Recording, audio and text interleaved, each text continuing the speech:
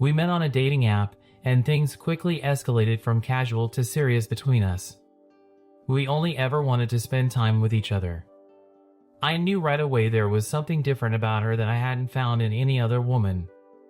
Before we slept together for the first time, we talked about STDs and testing. I'm very particular about my health, and even though I use protection with women I don't know very well, I still get tested every 6 months. My girlfriend told me that she visited a clinic every 6 months and got tested there as well. At the start of our relationship, we were both negative for everything they tested for. After we became official, I still got tested. I knew that there were some rare instances where you could catch things from sharing towels or water bottles, but maybe that was just my paranoia. Regardless, my health insurance covered it, so I didn't care. I never suspected that anything was wrong in our relationship until I got the results of my STD test. I had gone in for my regular checkup, and I expected the same old news that I always got. Instead, my doctor called me with the results and told me that I had trichomoniasis. I was shocked to hear that I had contracted something because the only person I had been with was my girlfriend. I hadn't felt any symptoms or anything either. He explained to me what it was and that it often goes undetected. He put me on a series of antibiotics right away that would clear it up. As soon as I found out that I had it, I needed to talk to my girlfriend. I didn't know how else I would have gotten it. Later that night, I sat her down in the living room and explained everything. I didn't accuse her of cheating, but I asked her about the last time she was tested. I asked her if she could go over the results to see if maybe she misread something and she actually came back positive for it. She was offended that I was accusing her of lying about her results, but that wasn't the case. Before we got into a big argument about it, I explained to her that it could have been something that was picked up from somebody shaking my hand after they didn't wash theirs in the bathroom. I assured her that I wasn't accusing her of anything, but I just needed to know where it came from. Regardless, she needed to get tested for it as well. She scheduled an appointment for the following day and went in for the testing. It took about 5 days for the results to come back, and she told me that it was negative. While we were waiting for the results, she had been acting very strangely. She could hardly look me in the eye when we would speak, and it seemed like she was trying to avoid me.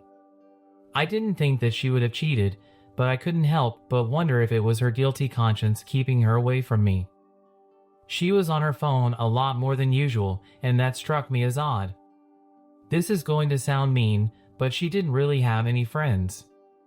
I didn't know who she was texting with so often. When she told me that her results came back negative, something told me that she was lying. I didn't know if it was the way she said it or what, but my gut told me not to trust it. I knew that she got an email with the results in them, so the first chance I had to take a look for myself, I found the email to read them. Through the email, I found out that she was lying. She had the same STD as me. The thing about it is, I would have understood if she had it if I had it for a while without knowing. I could have transmitted it to her, and there would have been no shame in telling me the truth. It was treatable, and I had the same thing. I couldn't figure out why she would lie about it. The only reason I could think of was that she was trying to cover up the fact that she gave it to me. I had never snooped through her phone before, so I felt bad right away. As I started looking, it didn't take long for me to find out that she was cheating on me. I found a text message exchange between her and an unsaved number where she informed the person that she tested positive for trichomoniasis. She asked them if they had it, and they told them they didn't think they did. When she asked them about the last time they were tested, they said like 2 years ago. You might have guessed by what I mentioned earlier, but I am a little bit of a hypochondriac. I was very particular with my girlfriend when we first started dating about STDs and testing. The fact that she cheated on me with some random person who didn't even know when the last time they were tested scared me. I thought it was incredibly reckless to not have that conversation with someone. Through their other messages, I could see that they had slept together several times and were carrying out an ongoing affair. They were sending each other pictures and suggestive messages while figuring out times to get together. In one message, The person mentioned that their partner was out of town and invited my girlfriend over. With that and the cheating, I knew that my relationship was over. I wanted nothing to do with somebody who would sneak around behind my back with another person. I didn't say anything at first when I found out. For some reason, I felt bad about snooping through her phone, so I needed to find another way to tell her I knew about the cheating. She told me the following afternoon that she was going to be staying late at work. I remembered what I read in the messages about her going over to this random person's house because their partner wasn't home. I knew what I had to do. I took the rest of the day off work, and I waited outside of my girlfriend's office so I could follow her to the other person's house. I saw her leave right on time, and I followed her to a house in the suburbs. She was welcomed inside by another man who quickly ushered her in through the front door. It was obvious he didn't want his neighbors to see anything. I noticed that there was some mail in the box, so I did something illegal and took a peek to find out what his name was. I got both his name and his wife's name. After I found that and saw my girlfriend go inside the house, I didn't need to stick around for anything else. I already knew that they were having an affair, so it didn't matter if they were having sex there or not. When I got home, I looked up his wife on the internet. I wasn't positive if it was her, but I found her name attached to a small designer brand that had a booth set up at a local wedding convention. I thought that maybe things were aligning and that could have been the woman.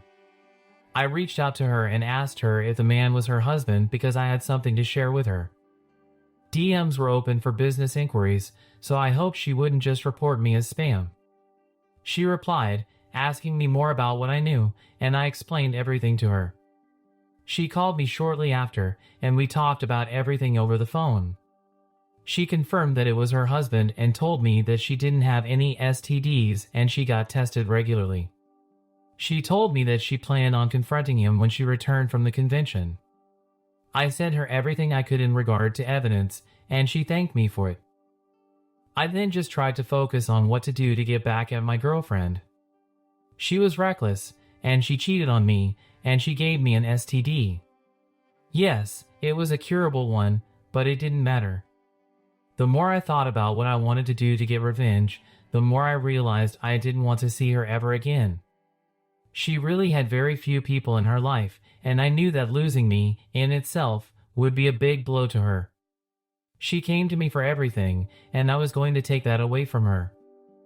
I figured I had a few hours before she got home to get mine together and disappear.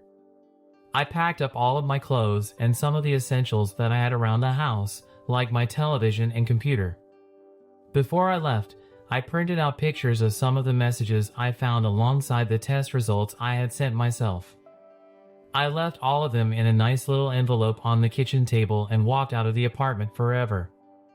I didn't leave a note explaining how I felt or what I was doing. She was left to figure all of that out on her own. I blocked her number and I called one of my friends to see if I could crash at their place. I explained what happened and told them to keep my being there a secret, and they agreed. Several hours later, he got a call from my girlfriend, and she asked him if I was there. He lied, and she moved on to the next person. I almost felt bad because I knew how worried she probably felt, but I didn't want to care. She wasn't my problem anymore. A few days passed, and I reached back out to the wife of the man my girlfriend cheated with just to check in. We had a quick call, and she explained everything that happened. They were separating, which was good. The best part of all of it was that she had a very successful business, and he had just been laid off from work. He had been trying to convince her to invest in a business of his, which she was going to do. After everything, she decided it was not in her best interest to do that, so she left him, and he had no income whatsoever. I told her about what happened with my girlfriend, and she thought it was hilarious. When she looked through her husband's phone, she saw that my girlfriend had contacted him several times after I left. She was very broken up about everything and needed someone to talk to, but he didn't want anything to do with her aside from sex. So, my girlfriend was completely alone, handling everything. I'm glad that I found out about my girlfriend's character. Granted, I truly cared about her a lot, and before finding out, I could have seen a future with her. My conclusion to this story and advice to the author. It's clear that the main character has been through a challenging and emotionally charged situation. Here are some pieces of advice. Prioritize self-health. Continue prioritizing your health, both physically and emotionally. Regular checkups and maintaining a healthy lifestyle are crucial. Seek emotional support. Reach out to friends, family, or a therapist to discuss your feelings and experiences. Emotional support can help you process the betrayal and navigate the aftermath. Reflect and learn. Take time to reflect on the relationship, the signs you may have missed, and what you've learned from the experience. Understanding these aspects can contribute to personal growth. Closure. Seek closure in a healthy way. Consider writing down your thoughts and feelings in a letter that you may or may not send, allowing yourself to articulate your emotions and gain a sense of closure. Avoid retaliation. While revenge might provide temporary satisfaction, it's essential to focus on your well-being rather than seeking revenge. Moving forward positively is the best form of retaliation. Cut ties. Maintaining no contact with the ex-partner is crucial for your healing process. Block their number and social media to avoid unnecessary emotional turmoil. Engage in healthy distractions. Keep yourself occupied with activities you enjoy and that promote a positive mindset. This could be hobbies, exercise, or spending time with supportive friends. Future relationship boundaries. When ready to enter a new relationship, establish clear communication about expectations, boundaries, and the importance of honesty and trust. Forgive for yourself. Forgiving doesn't necessarily mean condoning the actions. Forgiveness is about releasing the emotional burden for your own well-being, allowing you to move forward without carrying unnecessary resentment. Learn to trust again. While it may take time, try not to let past betrayals hinder your ability to trust others. Each relationship is unique, and learning to trust again is part of the healing process. Remember, healing is a process, and it's okay to seek professional help if needed. Taking care of your mental and emotional well-being is crucial as you navigate through the aftermath of a difficult relationship.